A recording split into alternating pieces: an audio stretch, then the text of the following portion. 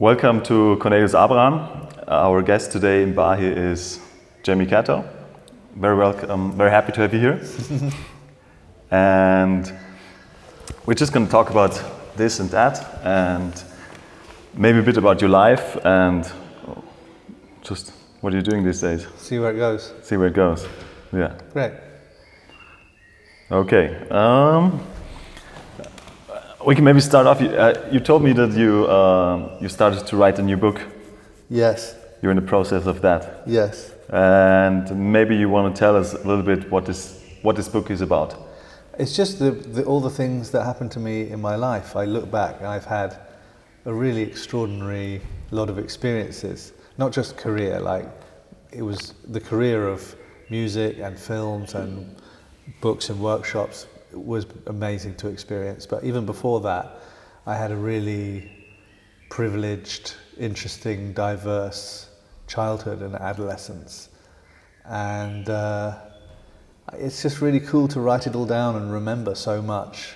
And it's almost like there's a form of self-therapy in writing about my earliest memory. The book begins with my earliest memory, right? And it says a lot about, it's poignant. So my first memory was aged 2, waking up in my little room, needing to go to the bathroom, and daring to get out of bed in the middle of the night and go down the long corridor to the bathroom and get the potty out and sit down and do a poo. For the first time, my first solo piloted poo.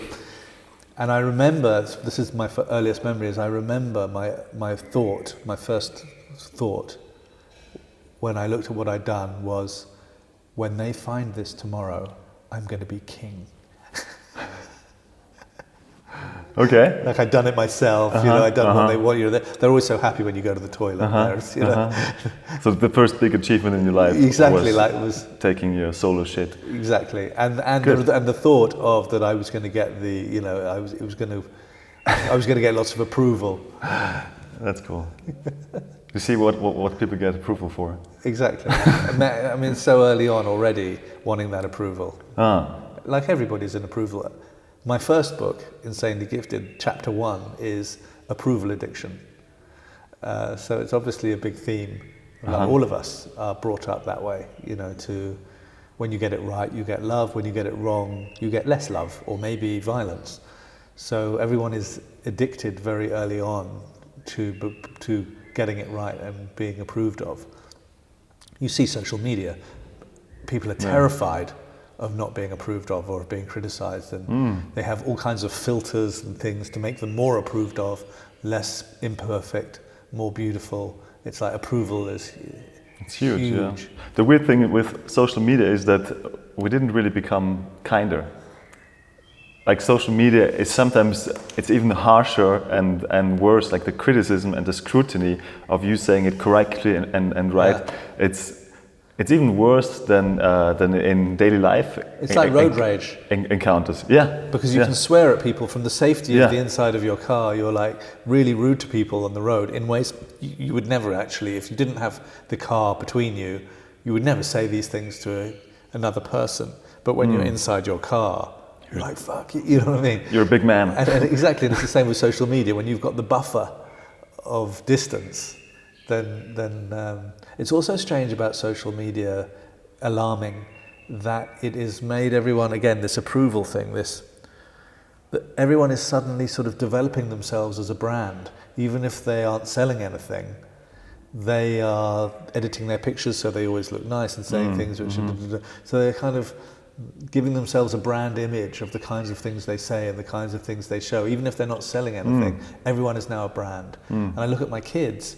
What's really interesting is they all have 2 Instagram accounts. They all have their main Instagram account, which is very groomed and everyone can see it. And they have what they call their spam account, which is only for their really close friends, where it's okay to look ugly and stupid and uncool, and they all have a real more intimate laugh with each other. And I always say to them, it's like, I understand the second one, for all you and your friends being goofy together, like, what's the first one for? I have this theory that with this social media now we all in a sense have to act like a public persona. So something just actress, politician, sports professional needs to do like in the 90s. Everybody has this persona, and that's what your kids do. So that's what I'm saying, developing ourselves as a brand. Yeah. And so in a way, maybe even what your kids do, maybe that's smart, because in a way that's kind of what the future employee will see. Yeah. They can be jacked up, so maybe. So they've got their face for the public, and they've got their face for the private, and it's really polarized those two things. It's made it very obvious that that's how humans work. Yeah. We have our public mask, public persona, public brand, and then we have our private, imperfect version. But maybe in a way it does make sense, because the wider public is not a circle of friends. It is kind of a bit harsh, you know? Yeah, it's just strange. So that humans are like that. Yeah. I'm not saying it's wrong. Yeah. But it says a lot how we are. Yeah. You know? Yeah. And I think your approach, and that's a little bit like your branding, so to speak, is to make the second account the first account. It's to disrupt the fake mask as much as possible. I mean, sometimes not wearing a mask is just another mask. Look at me, I'm so authentic. So you can, it's still not totally clean,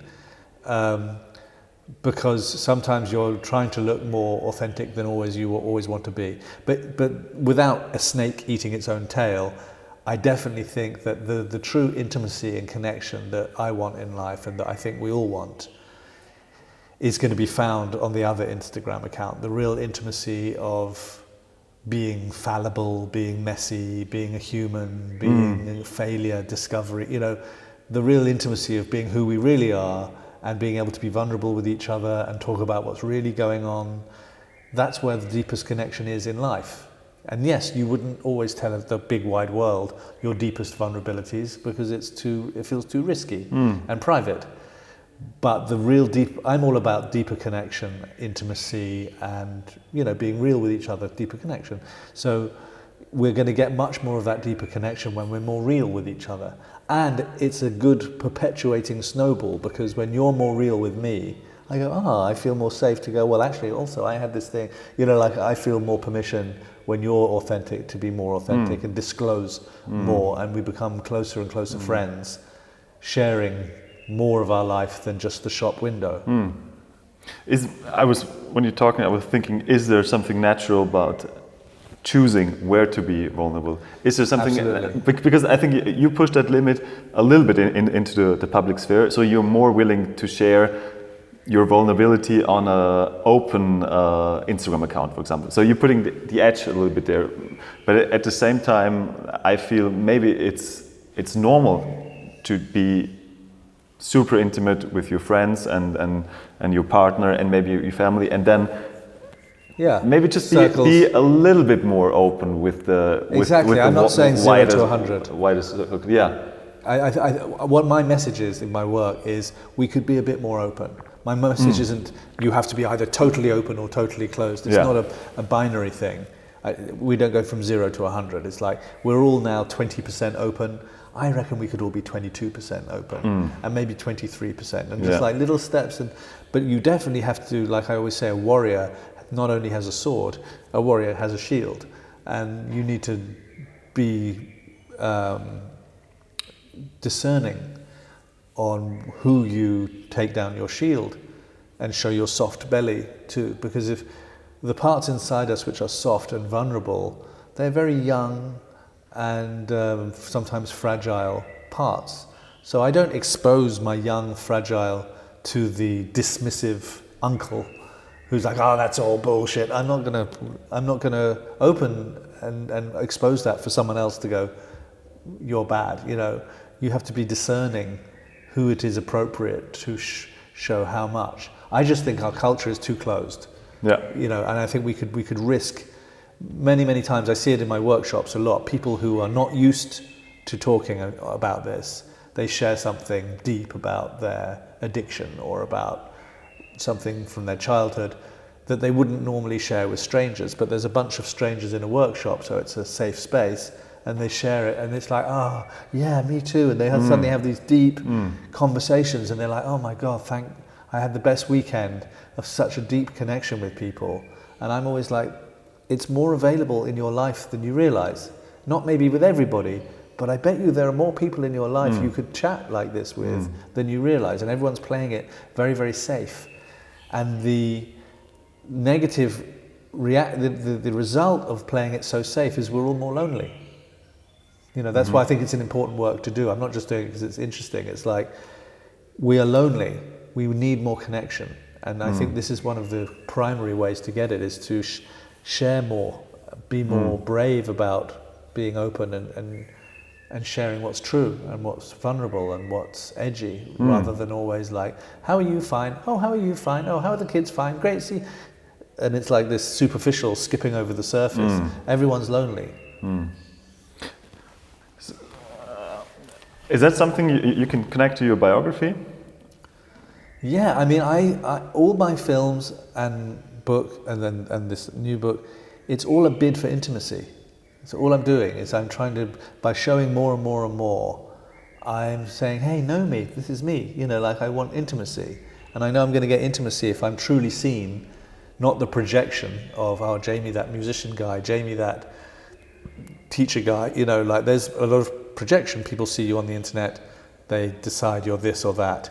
But if the more of myself I share, then the more chance there is that you'll really know me, and that there'll be a chance for deeper connection and intimacy. So, oversharing. You know, sometimes I look at the book and I either think, either this is great, or it's just a stream of oversharing, desperate. You know what I mean? I'm not sure whether it's like a healthy total disclosure of all kinds of things, or it's desperate oversharing. Somebody notice me. You know, please know me. This is me. Love me. And what is your take on providing this being seen to other people? In the book? No, generally. Like, my how does that is, work? So you talked about like how one can be seen, and that's through sharing.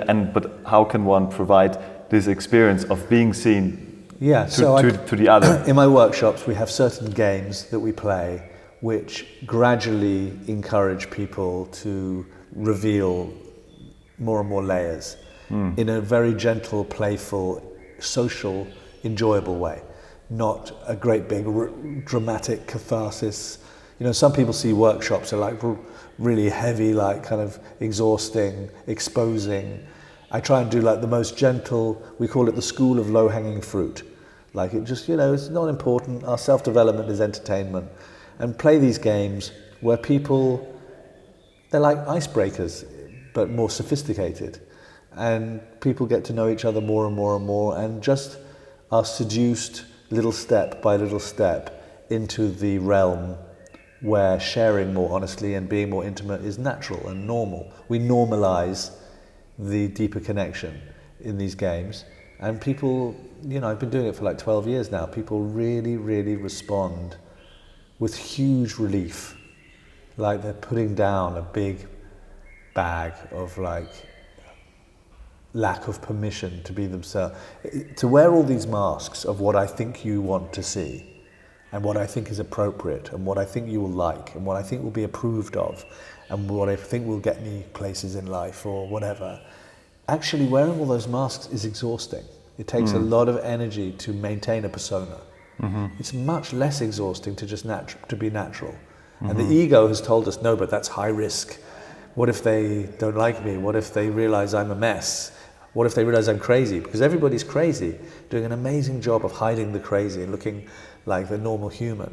And I say the intimacy is in the crazy. And we laugh a lot when we talk about our crazy. And like, oh God, I got up this morning and I was so fucking rude to the, I don't know what my problem is. Oh my God, me too. You know, you laugh about your failings together. It's so intimate, and that's where real friendship is where we can laugh with our failure and our crazy, and not always our perfection. But everybody is in this perfectionism because, like you're saying, the harsh world is so judgmental. And people have been brought up in schools where they get laughed at or told off by teachers if their tie isn't straight. Everyone's terrified of not being perfect, you know. And it's strange because the great discovery in life is through failing.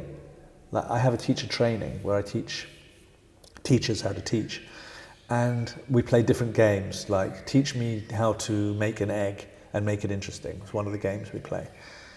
Now what happens is people are so wired to do it well that they do it as well as they can. But actually the ones who do it really badly learn much more, like they weren't looking at the camera, they weren't talking clear. Like, I'm trying to encourage people when they play the games or do homework on my courses to not be, the aim is not to get the highest mark, the most approval, do it the best. The aim is to experiment with things which may fail so you can have more discovery.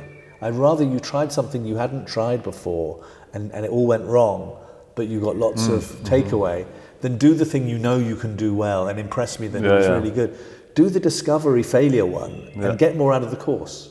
This whole idea of having to do it right, I think it's hugely impairing when it comes to creativity. Yeah. It's like this whole, it needs to be right, and then... Experimenting is so much better, but we have to let go of the approval addiction more. Yeah. So how far are you in with your book? Do you maybe want to share like one story from the book? Apart from the poo one? No poo, please. I can tell you the story. There's a lot of famous people in the book because of a lot of the films I make have. And when I was in Faithless, we would be around a lot of other people. You know, we did gigs with Sting or the Fugees or whatever. There was one time when it was one of the first trips I made with my girlfriend, who then became my wife and mum of two of my daughters. And we were opening the MTV Awards. The MTV Awards used to be a really big thing. And it was like watched by billions, like the Olympics, you know, everybody watched the MTV Awards. And we were opening it in Milan. So it was so glamorous, all flying to Milan, staying in this incredible hotel. MTV took the biggest hotel in Milan. Everybody was given rooms. Madonna had the whole top floor. She was the biggest artist in the world at the time, you know. And my girlfriend at the time like really wanted to meet Madonna. So like this was the thing, like on this trip, was That's how you got her to join. How many famous people can we meet? Can we meet? You know, and how geeky can we be? Like not be cool. Like, oh, can I have your autograph? You know, like we were opening the show, but we were still just like children. Anyway, we're getting in the lift to go downstairs from our room, and the lift doors open, and there's Madonna. And her bodyguard, who's like he almost doesn't fit inside the lift, like a gorilla, huge guy, and her. And I'm so struck. I'm like, oh, should we get in? Are you coming out? I can come in. Or do you want? I it's just babbling fucking nonsense. And my wife is like looking at me like, what are you doing? And then Madonna just looks at her bodyguard and she just goes, no. And the door's shut. And it goes. And this woman looked at my girlfriend, looked at me, and she was like, I knew that was the end. That was the end of our marriage. Was already begun at that point. That was the beginning of the end of our relationship that day. Yeah. Damn it. Yeah, damn it. Fucked it up. There's also funny stories about like my dad was a really interesting character who was the accountant. He was a dodgy gangster sort of. We never really found out exactly everything that he did, but there would be times where you would be on a holiday, the phone would ring, suddenly everybody had to just pack their bags and get on a private jet to some half-finished hospital in Malaga and walk around it with a bunch of Arabic guys in sheiks, you know. And it turned out that he was the accountant for the gun runners of the Middle East, basically, in the 70s. Wow. And he would buy a bank in the Bahamas to move money from A to B. You know, like he was just like he would never talk about it, but it just became more and more obvious. And later in his life, he would tell you a few stories. So being in those kind of strange situations of not knowing what was going on, and my dad's sort of dodgy dealings is also in the book. My dad was quite a strange, very hidden character, you know. That is interesting, isn't it? What, that he's very hidden? Yeah. Yeah, my dad and my mum were so reclusive. Are you overcompensating your dad here? Probably, yeah, probably. I'm definitely overcompensating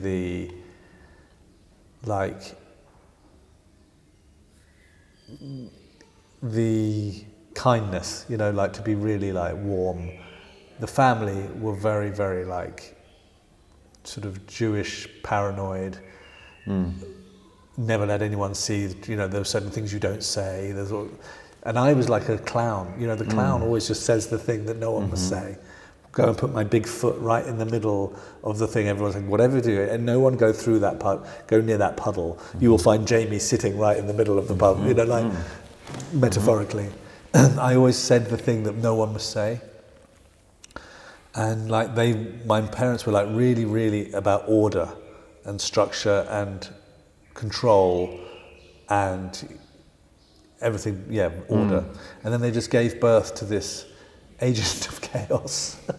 And they didn't know what to do with the chaos, you know. So that's in the book as well, of like, they just... Did you ever think about how much of what you do now is actually just you being you, and how much is a reactivity to like too much? Yeah, maybe like a rebellious... Of something? Definitely. I mean, I think that I've always had like a huge problem with authority. And I will rebel against authority when like I'm a total hypocrite. I look at most authority as bullying. Not all of it, but a huge amount of, certainly in the schools I went to, the way that authority was expressed was through bullying, shaming, forcing, even physical violence. So now, I hate bullies, but the hypocrisy is, when I see one, you bully him. I want to bully them. I want to bully the bullies. You know, so it's no, there's no healing in that. It's just perpetuating the same paradigm. I can really root to policemen now. Yeah, or tease them. Like it's more insidious than that. Sometimes it's inclusive, but like, yeah, there's a kind of a meanness to make them feel impotent because they are trading so much on looking powerful. Therefore, I want to do something where they feel the opposite of powerful. Yeah. The weird thing is that on a larger picture, some authority is needed, I think. Like not in a bullying way, but we all enjoy being in a place that's kind of safe, you know? Like airports that run and like traffic that's not completely chaos. It's all in the delivery. And it's all in the delivery, and I think it's all kind of from the position where you come from. So when you're in a place that's kind of edging towards overly orderliness, like let's say Britain or probably Austria as well, there's the impulse, like, okay, it doesn't need to be that orderly, you know? And probably if we would be in a place that has like not enough order so that like traffic works and stuff, we would maybe even be pushing it in the other direction. So it's also kind of context in a way. I think also it's to do with boredom for me. Like order is boring after a while. The same thing, the same order, the same space between the lampposts. It's boring. When you're a little boy and you get the answer right, the computer goes, bing, good boy. You get the answer right, bing, good boy. You get the answer right, bing, good boy.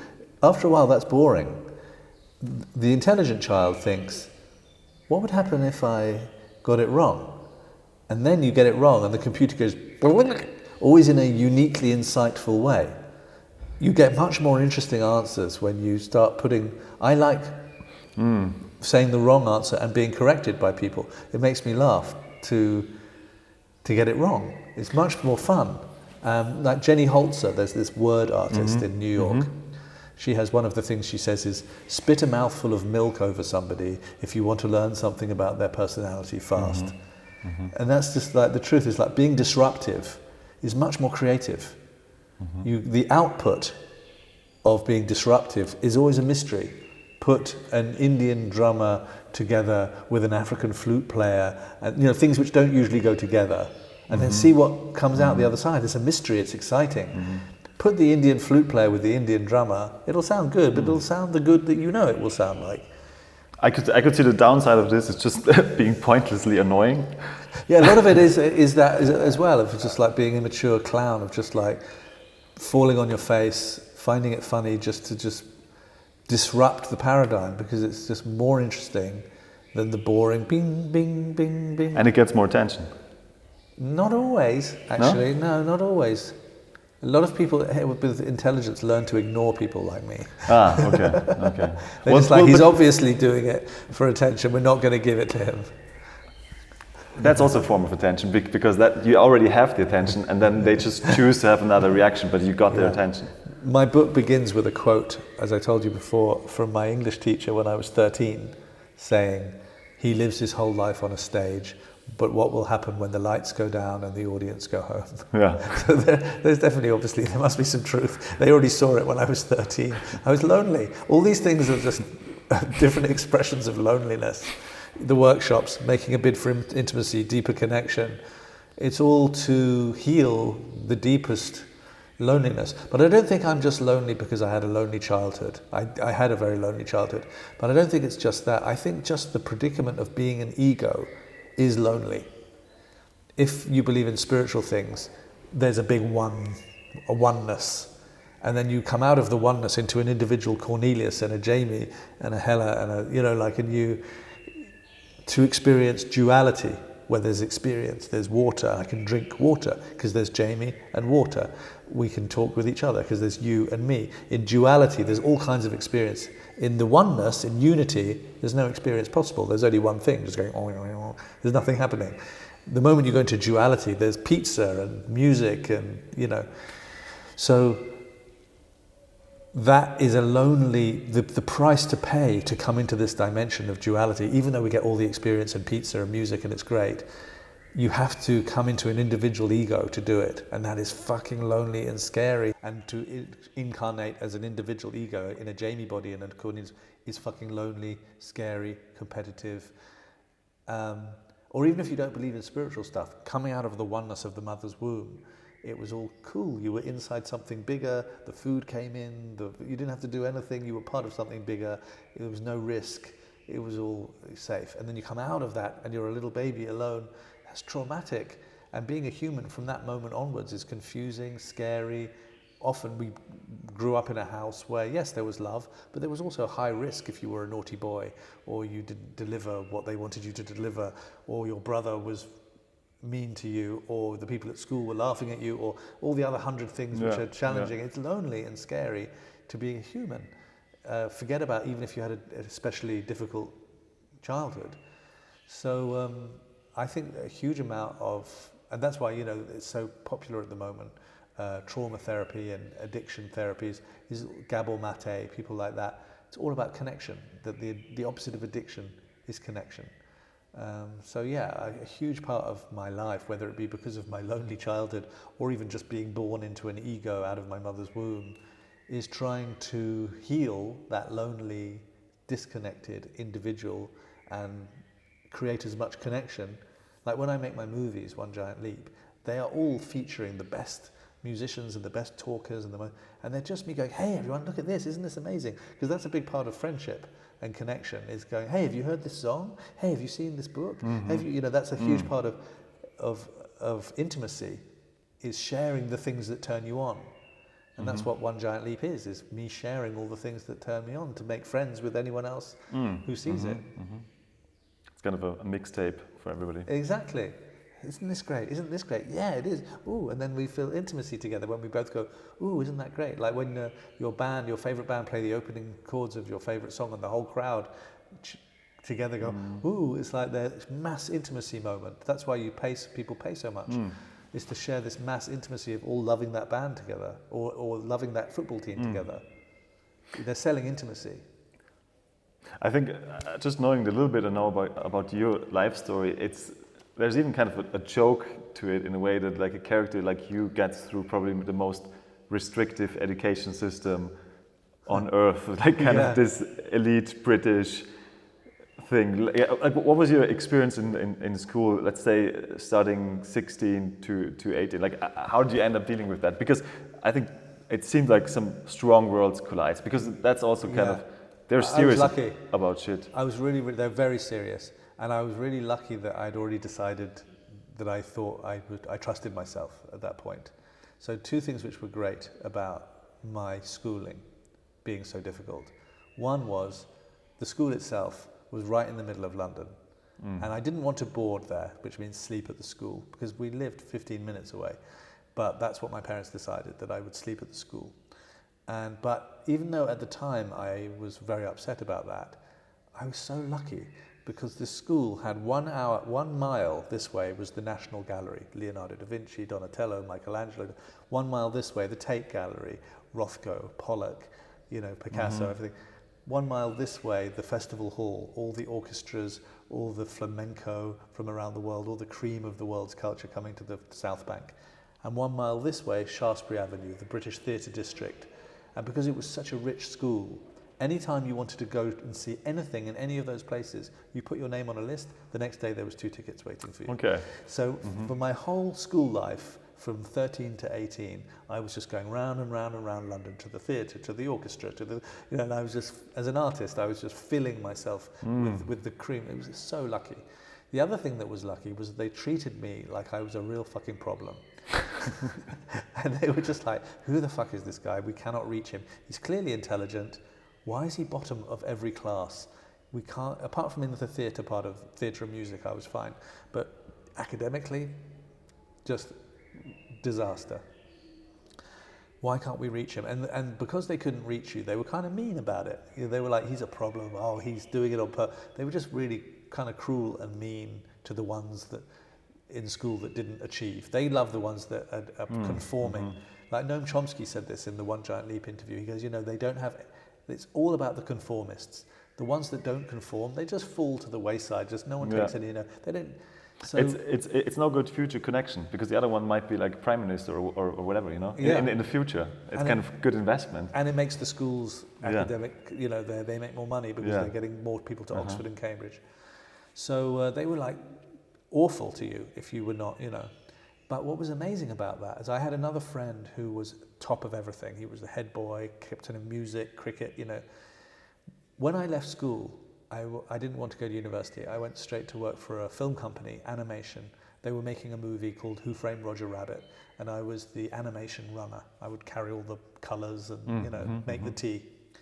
And they treated me with total ambivalence. They don't give a shit about you. You're the runner. You don't even exist as a person. You're just neutral. But for me, it was such a step up from how I thought to myself, these people fucking love me. And I started doing really well. And my career from that moment was always like super successful. I had such a boost from just being treated like zero. My friend who left school, who was used to being everyone loving him and being the king of wherever he went, he had the same neutral thing. And it hit him into such a depression that he never shined. He never found what he wanted to do in his life after that point. So it was kind of a benefit. Like there's a book called Angela's Ashes. It's a memoir of Frank McCourt, this Irish guy. Yeah, isn't there a film about it as well? There's a movie as well, yeah. And the opening of the book is a quote from him saying, "The happy childhood is hardly worth your while." So yeah, it was kind of like, I didn't like it at the time because everyone was like, you're a loser. But then it set me up to shine afterwards and to feel really confident. And there's a certain privilege you were able to harvest from being in an elite environment. Totally. I'm a white, rich man. I expect everybody to listen to me when I speak. Yeah. And that's not healthy. But I try and use it. I try and use it for benefit of everybody. I try and use it for good and encouraging people, not just to sort of dominate the world. Yeah. I try and use it for good. That's good of you, Jamie. Well, Yeah. Great. I think we're going to wrap it up here. Sweet. It was a pleasure of having you here. Thank you. Having you here in BAHI, in Bregenz, and just having this lovely chat. Yeah, I love it. Thank you. And yeah, have a good flight back home to the island. I will.